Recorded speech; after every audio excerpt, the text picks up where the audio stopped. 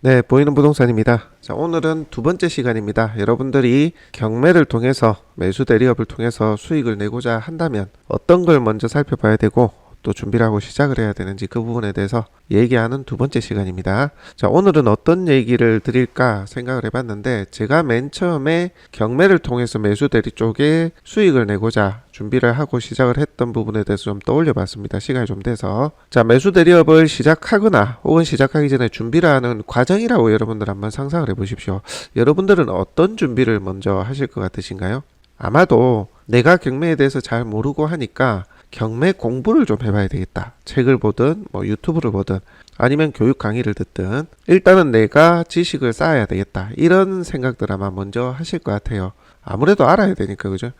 그 의견에는 상당 부분 공감을 합니다. 그런데요, 경매를 공부만 하면 된다고 생각을 하시는 분들이 많은 것 같아요. 사실 대부분이죠. 일단은 지식 축적을 해야 내가 누구한테 경매 물건을 소개라도 시켜주고 매수 대리를 통해서 진행이라도 하지, 이렇게 생각들을 많이 하시죠. 이거는 비단 경매뿐 아니라 중개도 마찬가지인 것 같아요. 처음에 중개업을 잘 모르시는 분도 내가 중개업에 대한 프로세스를 알아야 시작하지 않겠나, 이런 마음이기 때문에 책을 본다든지 유료로 교육 강의를 듣는다든지 또 선배한테 알아본다든지 우리 카페 부공백 카페를 통해서 정보를 취득한다든지 이렇게 하고 계시죠. 자, 그런데 여러분들 중개업을 하시는 분들 얘기 들어보세요. 어떤 게 제일 도움된다고 합니까? 일단은 취업을 한다. 소속 공인중개사나 혹은 라이센스가 없더라도 보조원으로 현업의 이제 온도를 느끼고 경험을 해봐라, 이런 얘기들 많이 하잖아요. 그 말이 경매 시장에서도 똑같이 통용됩니다. 자, 그런데 여러분들이 중개처럼 매수 대리를 해볼 수 있도록 도움을 주는 곳이 그렇게 별로 없죠. 제가 알고 있기로는 극히 드문 것 같은데, 그래서 내가 미리 매수 대리 시장에 대해서 경험하고 체득할 수 있는 곳이 거의 없긴 없습니다. 그러다 보니까 여러분들이 공부라도 하자. 일단 경매는 소멸주의가 있고 인수주의가 있고 낙찰을 받는 사람이 떠안아야 될 게 있고 떠안지 않아도 될 게 있고 권리상의 하자 부분을 해지했을 때 싸게 받을 수 있는 물건이 있고 또 누가 이런저런 얘기로 특수 물건이 어쩌고 저쩌고 하면서 그런 부분 공부를 한번 해봐야 되겠다. 그렇게 생각하고 공부를 시작하게 되죠. 자, 그런데 저는 여러분들에게 그 말씀을 드리고 싶어요. 내가 경매 시장에서 매수 대리업으로 수익을 내고자 한다면 내가 경매에 대해서 좀 알아야 됩니다. 어떻게 알아야 되냐고요? 지식적으로 알아야 되는 게 아니라 경매 시장에 대한 온도를 알아야 된다는 겁니다. 그리고 경매는 뭡니까? 부동산 물건을 법원의 프로세스를 가지고 매수자 매칭을 하는 거잖아요. 그러면 물건 자체가 부동산인 거예요. 중개거래하고 똑같습니다. 즉 다시 말해서 물건이 좋아야 매수자 매칭이 될 거 아니에요. 그러면 여러분들 지역에 여러분들이 관심을 가지고 있던 물건 종별에 대해서 여러분들이 관심 있게 쳐다보고, 이 경매 시장에는 도대체 얼마의 매수자가 취득을 하고 있는지, 그 시장의 프로세스, 그 시장에 통용되는 가격, 나오는 물건들, 그리고 나왔을 때 입찰 낙찰되는 경쟁 구도, 이런 것들을 알고 있어야 돼요. 꼼꼼하게 알지는 못하더라도 대략적으로나마 그 개요를 알고 있어야 된다는 거죠. 그게 우선이 돼야 됩니다. 여러분들이 물건에 대한 가치평가나 브리핑이 안 되면서 경매 공부를 해봐야 사실 의미 없어요. 공부만 하다 끝납니다. 자기 만족이 되는 거죠. 자, 그래서 여러분들에게 제가 제안을 하나 드리고 싶어요. 경매 기초 부분, 경매를 이제 처음 하시는 분들, 중개업에서 경매 쪽으로 전향하실 분들, 혹은 중개를 안 해봤지만 경매 쪽으로 매수 대리업을 하실 분들은 경매 강의, 경매 책, 이론적 지식, 이거 좀 덮어 놓으세요. 뭐부터 하시냐면 여러분들 지역에 있는 경매 법정에 가가지고 당일날 진행되는 경매 물건에 대해서 일단 얼마에 낙찰되고 몇 명이 입찰이 되는지를 여러분들 표를 만들어 가가지고 표도 되고 요즘 프린트물로 출력도 되거든요. 경매 사이트들이. 그걸 가지고 가서 얼마에 낙찰되는지 한번 써보세요. 그리고 실제 법정에 가면 본인이 입찰 안 하더라도 그냥 그렇게 정보 취합 차원에서 그렇게 쓰고 하는 사람들 많이 옵니다. 그러니까 나도 그렇게 한번 해보시라는 거죠. 그렇게 해서 법정에 가게 되면 내가 법정의 온도나 분위기, 그런 것들을 보게 되지 않습니까? 그리고 실제 얼마에 낙찰되고 어떤 사람들이 입찰을 하는지 그런 현장의 온도를 여러분들이 느끼시라는 거예요. 그리고 얼마에 낙찰되는지를 꼼꼼히 살펴보셔야 되고, 자, 출력해 가는 방법, 저희 이제 사이트 말고도 다른 사이트도 그렇게 출력이 될 텐데요. 자, 한번 검색하는 방법 볼게요. 자, 경매 검색 여기 들어가셔가지고 여기 보면 법원 카테고리가 있죠. 법원 카테고리 이렇게 해서 여러분들 지역에 자 통영 지원 몇 개, 몇 개까지는 필요가 없겠죠. 자, 검색하기 하면, 자, 제가 현재 강의를 녹화를 하고 있는 날짜가 11월 25일입니다. 자, 그럼 오늘 입찰이 있죠. 오늘. 자, 오늘은 실제 제가 의뢰를 받은 건이 없어요. 있었는데 지금 뒤로 밀려가지고. 저희도 법원에 이제 일주일에 거의 한두 번은 항상 가는데, 대리 입찰 의뢰 때문에. 자, 오늘은 없어서 빈 시간에 저희가 영상을 만들어 보고 있는데, 자, 저희 사이트 기준으로 검색하는 방법을 알려드리겠습니다. 자, 홈에 보시면 여기 법원별 검색이라는 거 있죠. 요거 누르시고, 자, 각 지역별의 번호는 있죠. 저희는 창원지방법원입니다. 창원 누르고, 자, 지원이 또 나눠져 있죠. 저희는 통영입니다. 통영 누르면, 자, 오늘 날짜 25일 통영 지원 3개 금요일 날 이렇게 되어 있습니다. 요거 체크하시고 검색하기. 그러면 요렇게 오늘 날짜 기준으로 이렇게 진행되는 물건들 쭉 나오거든요. 거기에 리스트 출력 보이시죠?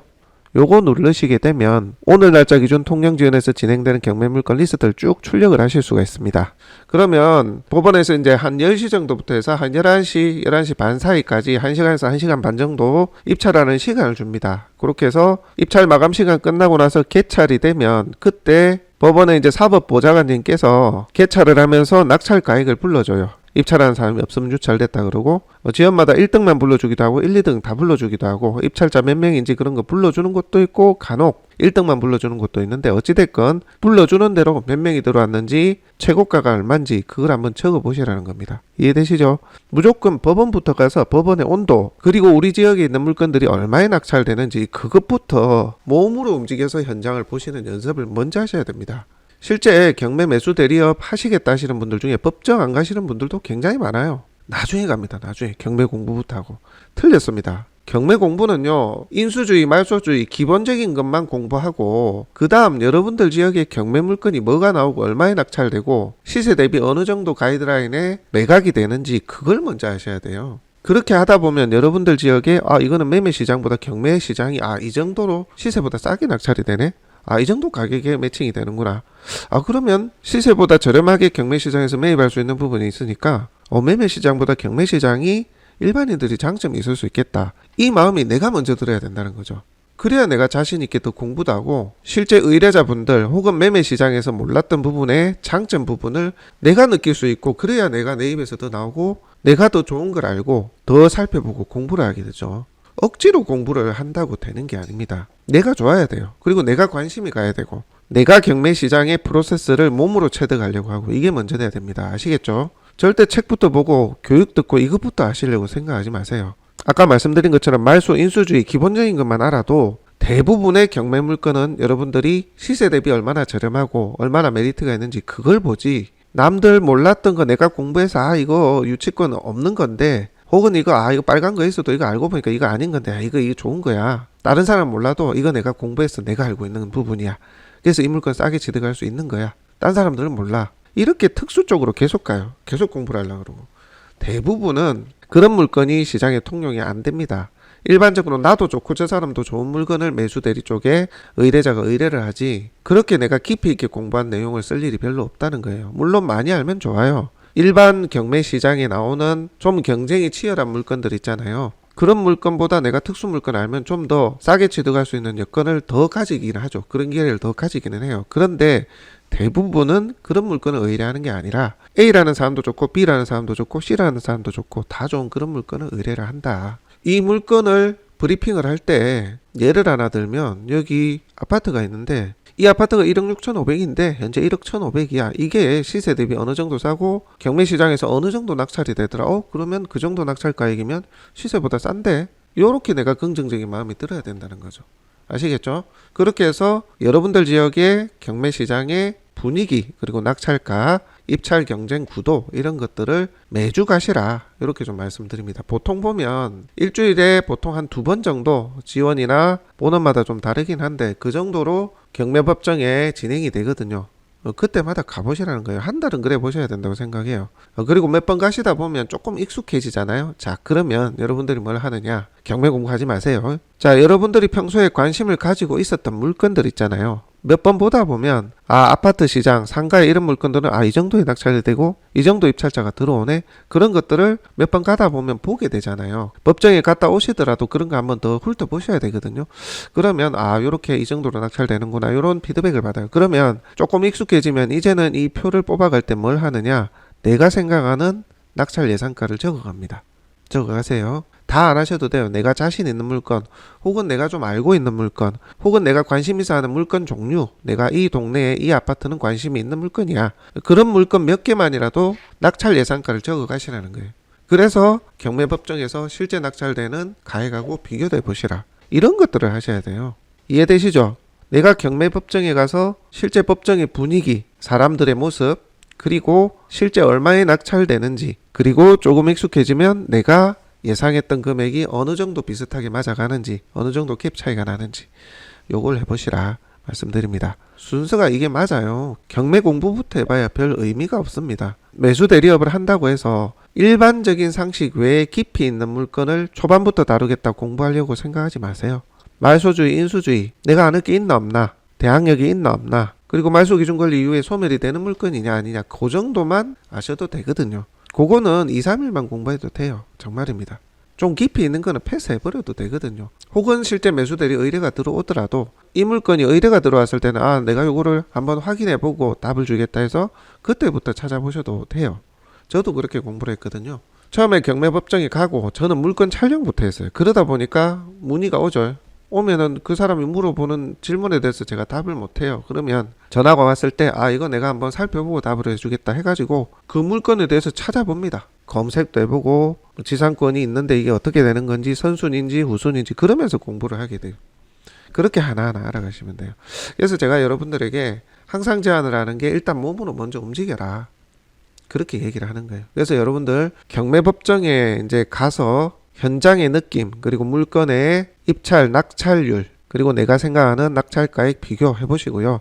자, 그 다음 익숙해지면 두 번째로 뭘 하시냐면, 블로그든 유튜브든 경매로 나온 물건 중에 내가 관심 있어 하는 물건을 업로드를 하세요. 매수 대리 라이센스가 없어도 돼요. 올리는 거는 아무 문제가 안 됩니다. 아시겠죠? 실제 내가 매수 대리를 안 하면 되니까요. 실제 경매 물건 쫓아다니면서 그냥 찍는 사람들 되게 많습니다. 조회수라도 좀 올려보자 해서. 여러분들도 그냥 가서 한번 찍어 보시라는 거죠. 사진도 좋고 영상도 좋고. 개인적으로 영상의 영향력이 훨씬 크긴 합니다. 근데 현장 가서 찍어야 되는 좀 불편함이 있죠. 처음 이제 찍으시는 분은 조금 부담스러워 하시기는 하죠. 임차인이 있거나 점유자가 있으면 대놓고 찍기가 좀 부담스러우니까요. 매매시장하고는 다르잖아요. 매매시장은 팔아줘 해서 내가 대놓고 오픈으로 찍는데, 경매시장은 내가 그냥 아름아름 찍어 가시면 됩니다. 가끔 불편해 하시는 분들이 계시는데 그때는 뭐 미안하다 하고 촬영을 중단하든지 업로드가 된 영상이나 블로그 포스팅을 내리든지 그렇게 하시면 되거든요. 그런 일도 사실 많이 없어요. 요즘은 경매 물건을 촬영하시는 분들, 유튜브로 올리시는 분들이 많아가지고 점점 많아지고 있거든요. 돈도 안 되는데 갑자기 조회수 폭발하는 게 한두 개씩 나오거든요. 그거 쫓아갖고 막 그걸로 돈 벌겠다고 희한한 짓 하는 사람들 많습니다. 그거 그렇게 한다고 해서 수익이 그렇게 많이 안 올라옵니다. 희망 고문이죠. 한번 조회수 좀 나오고 하니까 우와, 이거 유튜브로 돈 되겠는데, 안 됩니다. 진짜 밑 빠진 독에 물 붓기예요. 지금 내가 이 정도 조회수나 구독자 유입이 이 정도 되면 계속 할수록 늘어나야 되잖아요. 안 늘어나요. 왜 그런지 아세요? 하는 사람들이 많아지니까. 그냥 조회수나 올리고 권리 하자가 있든 없든 막 싼 거 막 PR 해가지고 그냥 어떻게든 조회수만 올리겠다 하는 사람들이 많아지다 보니까, 매수 대리업을 하게 되는 여러분들은 그거하고 다르잖아요. 실제 문제가 있는지 없는지를 확인을 하고 이 사람이 실제 이제 매매 시장 대비 얼마나 메리트가 있는지를 이끌어내서 소개를 해주는 거기 때문에 그런 사람들하고 다르게 접근해야 됩니다. 어찌됐든 여러분들도 그렇게 촬영을 해서 영상이든 유튜브 영상이든 블로그 포스팅이든 이렇게 만드셔가지고 업로드를 하셔라. 그리고 뭐 전화번호나 메일 이런 거 남겨놓으셔도 됩니다. 그렇게 해서 혹시 누가 문의가 왔을 때는 여러분들이 매수 대리업을 하기 전이니까 상담도 한다고 이렇게 적어놔도 돼요. 내가 상담할 능력이 안 돼도 됩니다. 그렇게 하면 전화가 올 수 있거든요. 오면 그때 어떤 문의들을 하는지 그런 것도 피드백을 받아보시라는 거죠. 매수 대리 라이센스를 취득 못하신 분들에 한해서 그런 겁니다. 라이센스 취득하신 분은 당연히 홍보부터 하셔야 되고, 그러다 보면 내가 뭘 공부해야 되는지도 빨리빨리 나오거든요. 그 중개하고 똑같아요. 근데 남들이 묻지도 않고 관심도 없고 내가 우리 시장에, 우리 지역의 경매 물건에 대해서 어떻게 진행이 되고 어떤 메리트가 있는지도 모르면서 경매 공부만 한다? 이게 절대 아닙니다. 절대. 자, 어쨌든 그렇게 영상을 만들어 가지고 내가 업로드를 하게 되면 문의가 오게 됩니다. 그렇게 되면 이거 내가 이런 식으로 풀어나가면 되겠다 그렇게 생각도 들고, 물어오니까 내가 답변을 주기 위해서 공부도 하게 되고 그렇게 되는 겁니다. 아시겠죠? 이 두 가지를 반드시 초반에 병행을 해주시기를 바랍니다. 제발 공부부터 하지 마세요. 제발입니다. 제발. 특히 여러분들한테 강조드리고 싶은 것은 경매 공부한다고 해서 누가 나한테 매수 의뢰를 하지는 않습니다. 저희가 이제 협업 커뮤니티를 하는 이유도 영상을 먼저 만드는 조건부로 제시를 했거든요. 그게 뭐냐면 피드백이 와야지 내가 좀 해볼 힘이 생겨요. 아무 문의도 없고 피드백도 없는데 경매 공부만 딱 해놔놓고 매수 대리업 한번 해보겠다? 안 돼요. 누군가의 피드백이 있어서 나를 이끌어줄 수 있는, 그 이끌어주는 게 별게 아니에요. 어떤 영상이나 포스팅을 보고 나한테 문의하는 그 사람들의 피드백입니다. 아시겠죠? 그렇게 하셔가지고 반드시 꾸준히 여러분 지역에 있는 물건 한번 올려보시라. 능력이 없어도 돼요. 물어보면 제가 나와 있으니까 나중에 확인해보고 답변 드리겠다. 그렇게 해서 시간을 확보해서 그 물건에 대해서 대항력이 있는 건지 선순인지 후순인지 공부를 해보시라는 거죠. 실제 저희 협업 커뮤니티에 보시면 이 매수 대리명도 경매 관련 협업 안내 여기 적혀 있는데, 여기에 뭘 제가 얘기하냐면 여러분들 영상을 만들어라. 여러분들 유튜브에 그 조건부거든요. 다른 거 없잖아요. 뭐 비용을 달라는 것도 아니고. 그렇게 했을 때 여러분들이 영상을 우리 사이트에 링크해서 조금 올리겠다 그 얘기고, 그 조건부로 저희가 알고 있는 내용, 교육 내용들을 같이 공유를 하고, 여러분들이 또 물건 궁금해 하시는 거, 권리관계 이거 잘 모르겠다, 초반에 잘 모를 수 있잖아요. 혹은 매수 의뢰가 왔을 때도 좀 돌다리 두들기고 싶을 때 여기서 소통하거든요. 그래서 문제 없겠다 싶으면 저희가 문제 없겠다 얘기해드리고, 이런 부분에 이렇게 대처하면 되겠다라고 저희가 아는 범위 내에서 답변 드리고 소통하고 있습니다. 처음 시작하시는 분들 도움 되시라고 이렇게 커뮤니티를 하고 있는 겁니다. 여러분들 유튜브도 키우시고 이렇게 하고 있는 겁니다.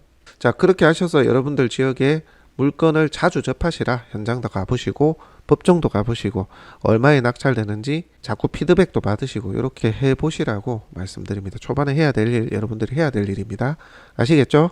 자, 오늘은 여러분들이 경매 시장에 발을 디딜 때 매수 대리업을 시작하려고 준비하시는 분들이 초반에 뭘 해야 되는지 그 부분에 대해서 두 가지를 언급드렸습니다.